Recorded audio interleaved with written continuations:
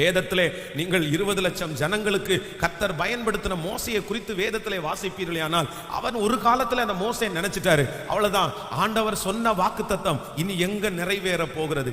சின்ன வயதிலே அவனுடைய தாய் தான் அவனை வளர்த்தினார்கள். அது ஒரு பெரிய பாக்கியம் அவனுக்கு கிடைத்தது. அந்த நாளிலே இருந்ததிலே எபிரேய குழந்தைகள் எல்லாரும் நதியிலே போடப்பட்டு கொல்லப்பட்டார்கள். ஆனா அந்த நதியிலே மோசே காப்பாற்றப்பட்டான்.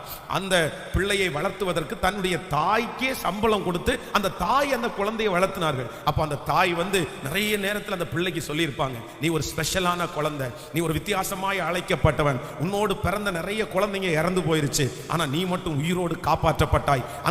அந்த நைல் நதியிலே ஆயிரக்கணக்கான குழந்தைகளுடைய பிணங்கள் மிதந்தது, ஆனா நீ உயிரோடு மிதந்தாய். கர்த்தர் உன்னை ஸ்பெஷலா அழைச்சிருக்கிறாரு. ஆண்டவர் உன் மேல தீர்மானம் வச்சிருக்கிறாரு, திட்டம் வச்சிருக்கிறாரு. நான் நம்புறேன் அந்த தாய் அவனை வளர்த்தும் போது, அந்த பால் கொடுக்கும் போது, அந்த ஊட்டும் போது அவனை அப்படி சொல்லி சொல்லி சொல்லியே வளர்த்திருப்பார்கள். ஆனால் காலங்கள் தாண்டதற்கு பிறகு இப்ப அந்த வாக்குத்தத்தங்கள் நிறைவேறுவதற்கு சாத்தியமே இல்லை. மோசே வாக்குத்தத்தத்தை மறந்து விட்டான். எல்லாவனை விட்டு போயிருச்சு. அவனுடைய வாழ்க்கையே ஒரு முட்செடியை போல இருக்கிறது.